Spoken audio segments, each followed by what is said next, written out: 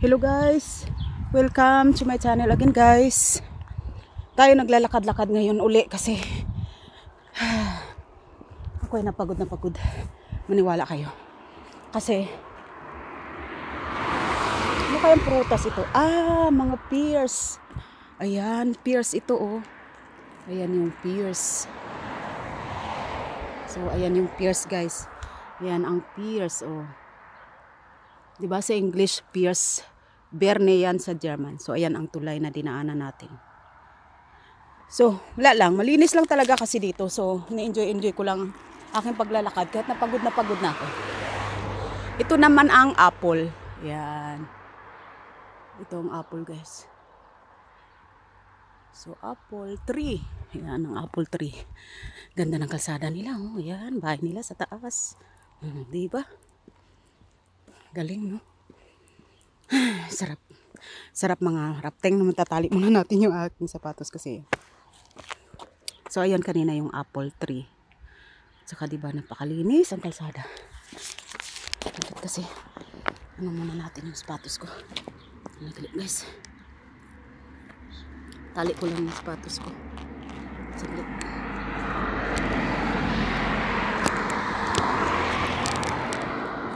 Tali ko lang yung sapatos. Madumi na tuloy, nilinis ko to kahapon eh. Kagabi pala. Kasi sa kalakad ko dahil. Alam nyo guys, ang oras na tayo naglalakad. Ang dami kong kalorin ngayon na sinunog pero natunaw pero nabawi naman uli kasi kumain ako ng chocolate. Pero at least ganun lang talaga. Ano lang naman yan eh, kumbaga balance lang di ba? So, ay, Diyos ka. Kaya minsan social naman ang dating ko na nakakairam ako ng kotse. Pero minsan naman ganito lakad-lakad, walking. So ayan pa ang lalakarin natin. Guys, as you can see, at saka doon naman yung main road. Ayan. 'Di ba ang ganda ng baryo na ito. So ayan yung yellow na yan ang babaan at sakayan ng mga yung magkabilaan ng yan ay sakayan at babaan ng mga sumasakay sa bus. Pero ang bus naman dumadaan dito is parang once in every 2 hours lang. So kaya madalas talaga dito para hindi ka maburing pag nandito kayo sa Austria guys, lalo na kapag kayo ay na-assign sa probinsya, ang gawin niyo magpakatatag kayo. Magtiyaga kayo maglakad, magtiyaga kayo maghintay ng bus kung wala kayong driver license. Ako meron akong driver license pero wala akong sariling sasakyan kasi nanghihiram lang ako para mas makamura ako dahil hindi ko naman talaga kailangan pag wala akong pasok. Nagbabike lang ako or nagbabas, yan lang. Kasi sa totoo lang guys, kagaya nga ng sinabi ko, kung mayaman tayo, hindi natin kailangang manghiram. Alam mo yun. Hindi natin kailangang magtipid. So sana mapanood ito ng mga pamangkin ko at lahat ng mga kapatid ko para malaman ninyo na ang totoong buhay natin ng atin ninyo dito sa Austria is kagaya lang din ninyo na nagtitipid, nagtatrabaho, pasalamat tayo kung may sweldo. So yun lang talaga. Yun lang, napakaganda guys dito, napaka-aliwalas. Kaya lang pag winter naman makikita mo dito is mga kahoy is brown dahil nga syempre hindi naman sila tutubo dahil nga sa sobrang lamig. So, grabe. Alam mo ngayong araw na to, sigurado ilang steps na ba ako ngayong araw na to? Sigurado naka 30,000 steps na ako ngayong araw na to, guys. Grabe. Oo, naka 30,000 steps na ako ngayon kasi 6 hours akong lakad ng labas pasok, may lilinisin dito, may lilinisin dyan, may hatid dito, may hatid doon. Diyos ko, Maria. Okay. Very tired but still very positive because of our beautiful life. Diyos ko, Maria. Okay. Pakita muna sa inyo guys para naman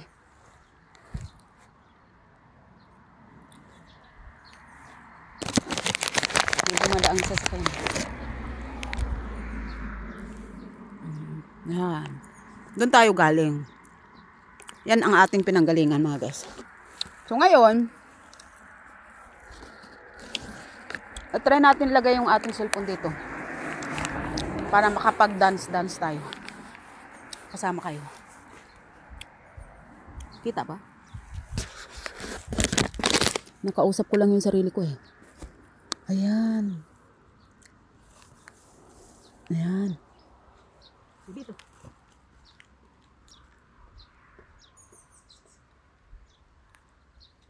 May dumadaan eh. May dumadaan, nagbabike.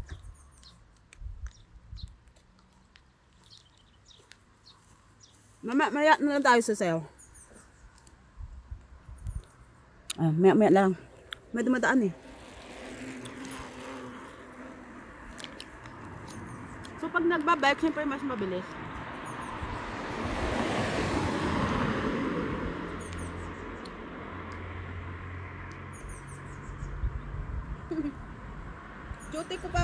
Duty ko pa bukas eh. Ang dami naman sasakyan na dumadaan. Diyos ko, hindi ako makaano. Hindi ako makasayaw-sayaw. Pwede naman. Kain tayo guys. Binigay lang sa akin yung chocolate na yun eh. Kaya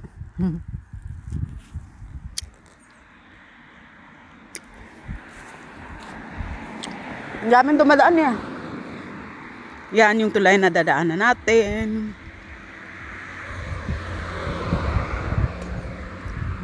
Pansin nyo, puro may kotse dumadaan kasi ang bansang Austria is noon 60s, 70s, 80s and 90s mayaman ang Austria. Pero ngayon unti-unti na silang nagiging kalmado na yung kanilang ekonomiya kasi nga dahil sa European Union, dahil sa European Union, kaya medyo humina yung euro. Kasi dapat hindi na lang sila nag-join sa European Union, kaya siguro baka mas maganda pa yung takbo ng ekonomiya. Kasi bago naman talaga kasi nag-ano noon magsama-sama yung European countries. Marami na talagang ayaw kasi hindi daw maganda yung magsama-sama yung European countries. So, dapat daw pala noon, nag-ano lang sila, nag-steady lang sila na wala na mga European, ano na yan, joint.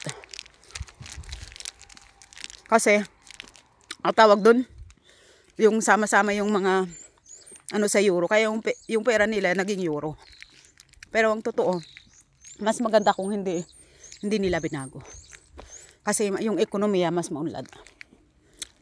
So, ayan yung mga tanim na mga mais at mga siguro banda doon with grains at siguro banda doon is mga kalabasa.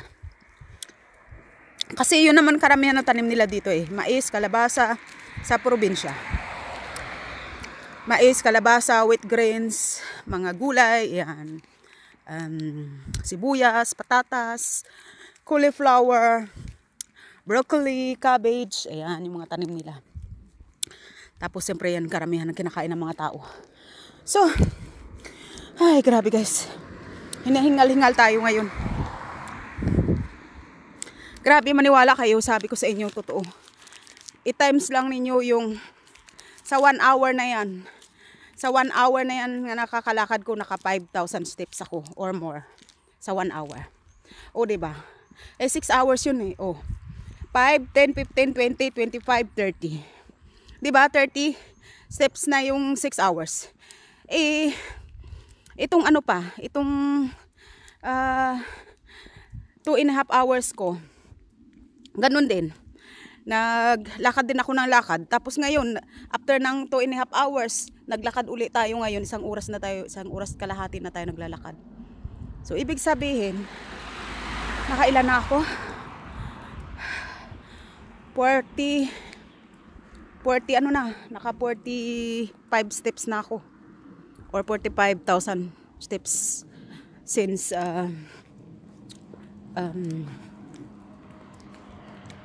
nag-umpisa ako kanina sa trabaho is 6 ng umaga. Ay, Diyos ko, grabe. Pero sige lang. I'm so tired.